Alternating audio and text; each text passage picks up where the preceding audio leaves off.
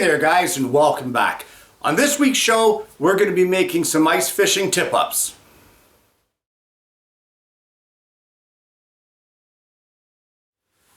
You've seen my show, you know what I'm about, and you know that I love to use up some scrap wood. So I'm always looking for that project that's going to use up a little bit. And what we got today is exactly that kind of a project. And for those of you who are into ice fishing, and I know there are quite a few of you out there, this is a great project. Seems simple, but I used one of these for years in conjunction with the rod at the ice fishing hole that I was at, and had my tip-ups in various locations, and they work great. So let's start off with some 3/4 inch pine. Well, we've got our piece of 3/4 pine, and you can see it's knotty, it's whatever. It's not useful for very much in most projects, but for this one it's perfect. So what we're going to do is we're going to start off with a piece that'll be 12 inches long and 3 inches wide.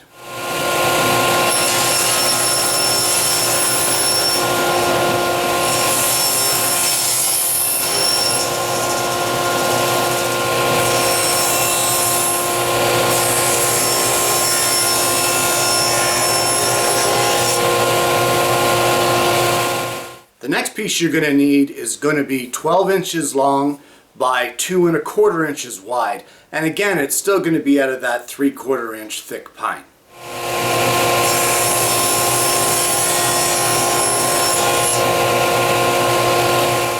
Well, here we have our two pieces, and these two pieces will make up the base for the fishing, ice fishing tip-up, with the 3 inch wide piece being the actual base and this 2 1/4 piece being the upright. Now, the way that these go together is actually a Mortise and Tenon type thing. So on the end of the 3 inch piece, we need to come in 1 inch and place a mark there. Try not to break your pencil, of course. And then we want to put a 1/2 inch mortise, 1/2 inch wide, and we want it to be 2 inches in length. So we'll just mark this centered on our baseboard here. So let me just mark that, and I'll show you what that looks like. Unlock that, and there it is. So it's going to be 2 inches long. It's a 1/2 inch wide, and it's in from the end of the board by 1 inch. Now we could chisel this out and do all kinds of fancy crap, but I'm not going to bother. I'm going to take this over to the scroll saw, I'm going to drill a blade entry hole, and I'm going to cut this mortise out.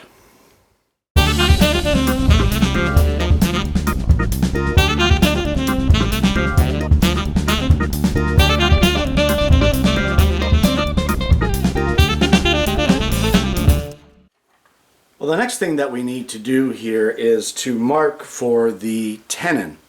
And the pine is 3/4 inch thick for our mortise. So we're going to mark at one end of this board, we're going to mark for 3/4 of an inch all the way around so that we can mark this and cut this tenon. So just a line at the 3/4 of an inch mark all the way around on one edge, just like that. So we have this marked on both sides at 3/4 for the tenon, and if you remember the dimensions that we ran for our mortise, it is a 1/2 inch wide by 2 inches long. This particular piece here is 2 1/4 across by 3/4 thick. So that means that we need to take off some material, and that amount of material would be 1/8 of an inch all the way around. Now normally I would probably just set up the dado blade, set it for a height of 1/8 of an inch, and just one pass all the way around using my miter fence to take this off. But some of you of course don't have a dado blade. So I'm going to go ahead and I'm going to cross cut this with just the regular blade, doing repeated passes until we have all the material removed. Now once the cutting is done on the table saw, of course, because the teeth of your blade are not flat, you're going to have a little bit of cleanup to do here. But a sharp chisel will make short work of that, and you can get that cleaned up. Now don't take off too much material here, because you still want that mortise and tenon to be a nice tight fit.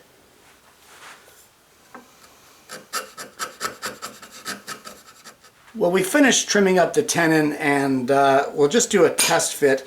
And like I said, you want a nice snug fit.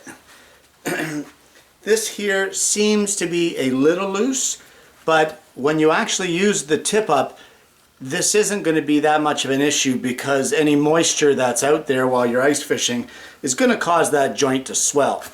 So it'll hold together much nicer out in the field. But for now, that's our joint for that done. Now we can put this base aside, and we need to concentrate now on this end of our stand. Well, this is the top end of our stand, and our tenon is way down there.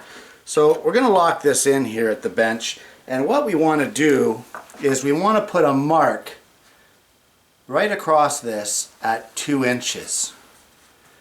As well as that 2-inch mark, we need to come in, I have to adjust my clamp here a little bit, sorry about that. There we go. We need to come in by 1/2 inch on either side. So there's 1/2 inch mark, and then on the other side of our stand there will be another 1/2 inch mark right there, and right at the bottom of this all, just to make it pretty, we're going to put 1 1/4 inch circle down here just to round it off. So let me just show you this here. So we've got a 1/2 inch up here, a 1/2 inch down here, 1 1/4 inch in the middle. It's 2 inches long, and then we've rounded it at the bottom. And I'm going to take this over to the scroll saw and cut that center section out. So here we have our piece with our recess cut out here. And the next thing that we need to do is we need to get a groove in the center of each one of these uprights. It will go along this way on the board, and it'll just be the thickness of the table saw blade, and it'll be 5/16 of an inch deep. So we're going to go ahead and mark that and cut those grooves. So we've got those grooves cut. You can see them here, 5/16 of an inch in depth. And now the tenon just sits in your base, and this here is actually the base completed. I'll probably go around and take a 1/4 inch round over all the way around just to pretty it up a bit. But now that this base is done, we can put that aside, and we can look at the business end, which would be kind of like the rod of this particular tip-up. Okay, for the next part of this build, you're going to want a hardwood, whether it be maple or walnut or whatever, and it's got to be a 1/4 inch thick. So I've got this piece of oak, found it up on the rack. I actually forgot it was there, so it's a great piece to use because I don't care if it gets used up. So what you're going to need is a piece that's 11 3/4 long by 1.5 inches wide. Well, here we have our piece, 1.5 inches by 11 3/4, and there is some measurements now that we need to take and place on this particular piece, and these measurements are not exact, but you should try to get them in there fairly close if you can. So what we're going to do, and I'm hoping that you can follow along here with this, but the first measurement from the end of the board, and I'm measuring from the 1 here because I obviously I don't have anywhere to hook it on the end because I'm using this board to clamp it in, but from this end here we need to come in 3 3/8 of an inch, So we're just going to put a mark right there. And then from the other side, we need to come in at 2 3/8. So right there at 2 3/8. Well, you can see how how accurate that is. That's just a scribble. And then from that line here, we want to come in 1 1/8. So right there. So we're going to go ahead and square these lines off on this board to give us some reference points. And we'll just mark that one, and this one, and this one here. And I know it might seem a little confusing right now, but this is all going to come together in just a minute. We now need to measure in 1/4 of an inch on each side here. I'm not using my anchor rule here because this is oak and it's a rather coarse grain, which makes it difficult to use that 0.5 lead pencil on. But we're just going to come in here 1/4 of an inch. You can see that line there, and then of course on the other side as well, 1/4 inch. And now we're going to mark the same thing on this side, between these two lines and the end of the board and this line, 1/4 of an inch in. And now we're just going to use a circle template, and you can get these at your local art supply store, but we're just going to round off these corners here. I apologize for this being difficult to see, but again, I think what I should have done is maybe made this piece out of maple, and it would have been a lighter wood for you guys to see the pencil marks on, at least for the purpose of the video anyway. But I'll see if I can't unclamp this once I get it marked and hold it up to the camera and see if I can't show you what we've got here. So here we have it. You can see we've come in 3 3/8, and then we've got a little curve there, and then a line 1/4 inch in all the way down, then another curve, and then from this end, this is 2 3/8 in, and then we've curved up into that. We've come over 1 1/8, and then we've curved out of that, and the same on the other side here with a 1/4 inch in all the way across. But now we're going to take this over to the scroll saw and cut out these side sections here. The next thing that you want to mark is on this end here, 1/2 inch in this way. You want to center a 5/8 recess. You can see it the way I've got it marked there. And as well on this side, you want the same thing. 5/8 wide, and it comes in 1/2 inch. And we just use the circle template to round it off. So we're going to go over and cut these out at the scroll saw now. And there we have it. You can see we've got these notches cut out. So what we're going to do with this particular piece now is we're going to give this a good sanding all over, both on the flat surfaces, and we want to pay attention in here as well, and especially in these little niches, just kind of soften up those sharp edges a bit. And that's just a little bit of hand sanding. So I'll go ahead and take care of that, and then we're going to move on to the last step. The last thing you're going to need here is a piece of heavy gauge steel wire, and this here is actually from a metal coat hanger, and you're going to need a piece 5 inches long. So go ahead and lop that off, and that will be the last component for this fishing tip-up. I've also taken a 1/8 round over. I know I said I was going to go 1/4, but on this one I decided to go 1/8 just to knock off all of the rough edges on these pieces. And as well, I've gone ahead and given them a good sanding all over. So I'm going to go through now how it is that you need to go ahead and set this up. So the first thing you need to do is you need to get this piece and your 5-inch piece of wire, and you place it. Let me get these out of the way here so you can see what's happening. you place it centered, just like this, across the board, just below this protruding piece. And with an elastic band, you just want to hook your rubber band on there, come around to this side, hook it on, around to this side, hook it on, around to this side, hook it on, and keep doing that until you run out of rubber band.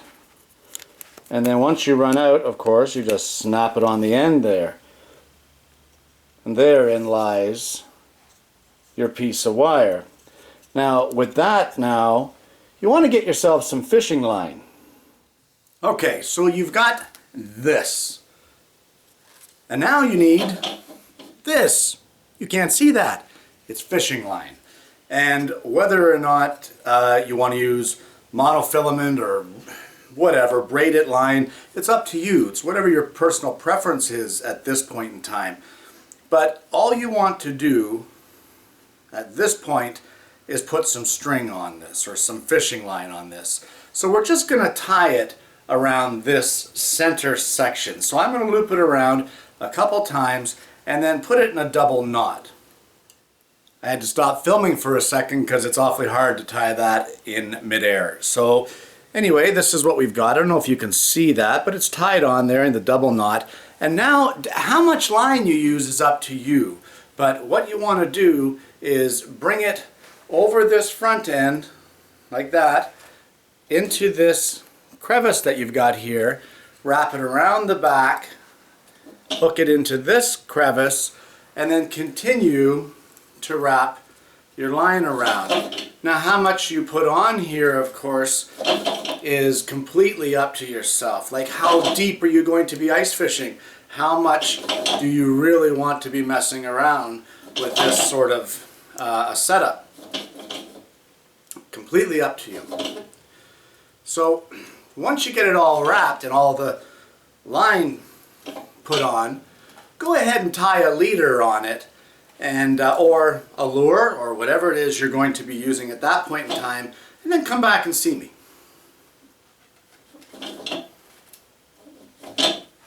You've got all your line wound on here and you're ready to go. You're out there on the lake, everything's frozen, you got your hole dug, everything's great. This little gap here is going to represent our ice fishing hole, obviously, and it will be bigger. But what you want to do is place your base with this end here with your mortise in it right at the edge of your hole, and from there you can take snow and you pack over this end. I put a clamp on here just to simulate the snow. But if you put a little bit of snow on there, pack it on, scoop out a little bit of water from the lake, pour it over, it freezes like that and it holds your base down at the edge of your hole. From there, you snap your tenon in here. And this now is your base for your tip up. It's a simple setup. You've got your line, you've got your leader, and you've got your little piece of wire. And that little piece of wire sits right in the middle, right here. So you just push this down inside, just like that, and now you're going to have to make some adjustments because there's going to be a balance point here. And you're going to want to find it depending on how much weight you have when you're fishing. But you want to get it so that it's sitting just like this. And that will bob up and down in the water, of course, until a fish decides it wants it. And that's where the tip-up part comes into play. And you can see it will stay like this. It might dance and tremor like that as the fish is on, but it's not going to come off, and it's sure as heck not going to go down into the water because it's frozen onto the edge of the lake. So with that, your fish would let go maybe, and then it goes back to bobbing in the water. You just got to watch for the wind play because obviously the wind can be a factor and blowing this up and giving you false readings. But it's a very simple concept and I've used it for years. It works great, and the best part about this is how easily it breaks down at the end of the day and how little room it takes up in your gear. So from no fish to fish and very visible. If you wanted to paint this end red to give you the visibility over a distance, go ahead, it's your project, do whatever you like. Put a flag on the end of it if that's what you want to do. But this system works fantastic. So it's the end of the day, you're done ice fishing, and here's your little tip-up assembly. And this is my favorite part. You know, you're packing all your gear out onto that ice. The last thing you want is to have like loads of equipment. But with this little tip-up here, of course, this just comes off.